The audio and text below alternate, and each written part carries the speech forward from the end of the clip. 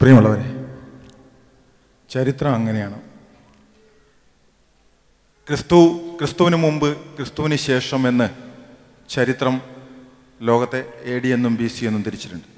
ക്രിസ്തുവിന് തൊട്ടു മുമ്പ് തന്നെ മഹാന്മാരായ ഒരുപാട് ചിന്തകന്മാർ ജീവിച്ചിട്ടുണ്ടായിരുന്നു. സോക്രട്ടീസും അരിസ്റ്റോട്ടലും പ്ലാറ്റോയും ബുദ്ധനും ഒക്കെ തന്നെ. പക്ഷേ ചരിത്രം പറയുമ്പോൾ ക്രിസ്തുവിന് മുമ്പ്, ക്രിസ്തുവിന് ശേഷം എന്ന് നാം പൊതുവെ എളുപ്പത്തിൽ പറയാൻ വേണ്ടി പറയും. മലയാള സിനിമയ്ക്കും അങ്ങനെ ഒരു ചരിത്രമുണ്ട്. മലയാള സിനിമയുടെ എൻ്റെ സിനിമാ വിശ്വാസം, എൻ്റെ ഒരു ആശംസാ പ്രസംഗത്തിന് എന്നെ വിളിച്ചു എന്നുള്ളത് കൊണ്ട് തന്നെ എൻ്റെ സിനിമാ വിശ്വാസം സിനിമ കഥയുടെ വിഷ്വലൈസേഷൻ അപ്പുറത്ത് കഥയുടെ വിഷ്വലൈസേഷൻ കൂടിയാണ്. അതോടൊപ്പം തന്നെ ദൃശ്യഭംഗിയുടെ കലയാണ് എന്ന്.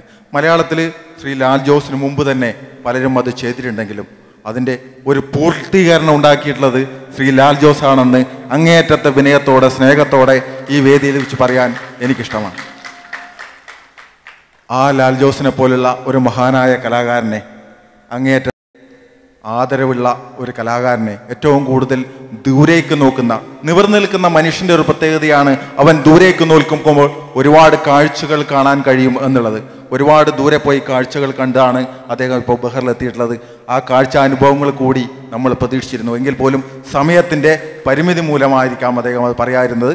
അപ്പോൾ ദൂരേക്ക് നോക്കുകയും കാഴ്ചകൾ കാണുകയും ആ കാഴ്ചകൾ സിനിമയിലും ജീവിതത്തിലും വളരെ സൂക്ഷ്മമായി അവതരിപ്പിക്കുകയും ചെയ്ത ഒരു മഹാനായ കലാകാരൻ ഏറ്റവും വലിയ ഒരു വേദി, ഏറ്റവും ഉത്തമമായ ഒരു സദസ്സിൽ, ഏറ്റവും ഉത്തമമായ ഒരു കലാകാരൻ്റെ, ഒരു സുഹൃത്തിൻ്റെ കവിതയുടെ 25ാം വാർഷിക വേളയിൽ ഇവിടെ എത്തിച്ചേർന്നു എന്നുള്ളത് തീർച്ചയായും മഹത്തരമായ ഒരു കാര്യമാണ്. അതോടൊപ്പം നമുക്കറിയാം, ഒരു നീണ്ട പ്രസംഗവും നീണ്ട ചിന്തയും എനിക്ക് ഇതിനെക്കുറിച്ച് വന്നിട്ടുണ്ട്. നമുക്കറിയാം എഴുത്തച്ഛനെക്കുറിച്ചും കുഞ്ചൻ നമ്പ്യാരെക്കുറിച്ചും അതുപോലെ തന്നെ ആശാനെക്കുറിച്ചും ഒക്കെ തന്നെ അതൊരു ചരിത്രമാണ്. വൈലോപ്പിള്ളിയെക്കുറിച്ചും P. കുഞ്ഞിരാമൻ നായരെക്കുറിച്ചും ഒക്കെ അതൊരു വലിയ ചരിത്രമാണ്. ആ ചരിത്രത്തിലേക്ക് ഞാൻ അങ്ങോട്ട് കടക്കുന്നതിന് പകരം മലയാള സിനിമ ഗാനങ്ങളുടെ ചരിത്രവും എടുത്ത് പരിശോധിച്ച് നോക്കുമ്പോൾ നമ്മൾ പെട്ടെന്ന് പറയുന്ന 2-3 പേരുകളുണ്ട്. P. ഭാസ്കരൻ, വയലാർ, ONB, പിന്നെ കുറച്ചും കൂടി ഇപ്പോൾ ഗിരീഷ് പുത്തഞ്ചേരി അല്ലെങ്കിൽ ശ്രീകുമാരൻ തമ്പി. അങ്ങനെ പറയുമ്പോൾ അവരുടെ കൂടെ നമ്മൾ പറയും കവി വയലാർ, കവി P. ഭാസ്കരൻ, കവി ഗിരീഷ് പുത്തഞ്ചേരി. അങ്ങനെ മലയാള ഗാനശാഖ ചരിത്രത്തിൽ കവി എന്നൊരു കൂടി എഴുതി ചേർത്തുകൊണ്ട് ഗാനരചയിതാവ് എന്നതിനപ്പുറം കവിയും, കവിതയ്ക്ക് അർത്ഥമുണ്ടെന്നും കവിതയ്ക്ക് രംഗഭാഷ വേണമെന്നും കവിതയ്ക്ക് സാമൂഹ്യ പ്രസക്തി ഉണ്ടെന്നും കവിത നാളെയിലേക്കുള്ള സമൂഹത്തെ നയിക്കുന്നതിനുള്ള ഒരു ചവിട്ടുപടിയാണെന്നും കവിത എഴുതുമ്പോൾ അതിന് കൃത്യമായിട്ടുള്ള ഉദ്ദേശമുണ്ടെന്നും ആ ഉദ്ദേശത്തിലൂടെ മാത്രം മുന്നോട്ട് പോകുമ്പോൾ മാത്രമേ കവിതയും സാഹിത്യവും സാഹിത്യകൃതികളും നിലനിൽക്കുകയുള്ളൂ എന്ന തിരിച്ചറിവ് കഴിഞ്ഞ കുറേ വർഷങ്ങളായി തൻ്റെ സാഹിത്യ സൃഷ്ടിയിൽ നിരന്തരമായിട്ട് പ്രയോഗിച്ചുകൊണ്ടിരിക്കുന്ന ഏറ്റവും ഉത്തമനായ ഒരു കലാകാരൻ്റെ കവിതയുടെ 25ാം വാർഷികത്തിൻ്റെ ഈ ആഘോഷവേളയിൽ അങ്ങേയറ്റത്തെ വിനയത്തോടെ, സ്നേഹത്തോടെ അദ്ദേഹത്തിനോട് എൻ്റെ ആദരവ് പ്രകടിപ്പിക്കുകയാണ്.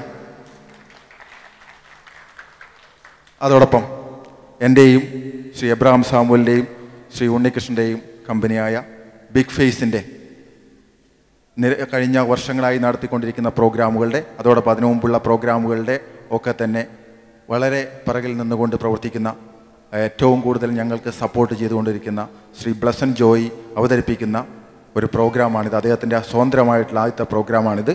അദ്ദേഹവും അദ്ദേഹത്തിൻ്റെ കൂട്ടുകാരനായ ഷാൽബിനും ശ്രീ പവിത്രനും ശ്രീ സതീഷും ശ്രീ എൻ്റെ പ്രിയപ്പെട്ട സുഹൃത്ത് അനന്തും ഒക്കെ നടത്തുന്ന ഈ വലിയ പ്രോഗ്രാമിന് എല്ലാവിധ ആശംസയും നേരുന്നു. അതോടൊപ്പം മലയാള കവിതയും മലയാള സിനിമയും ഈ കൈകളിൽ ഭദ്രമാണെന്ന വിശ്വാസവും എനിക്ക് ഉറപ്പിച്ചിട്ടുണ്ട്.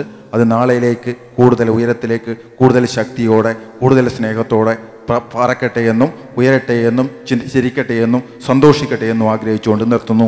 നന്ദി, നമസ്കാരം.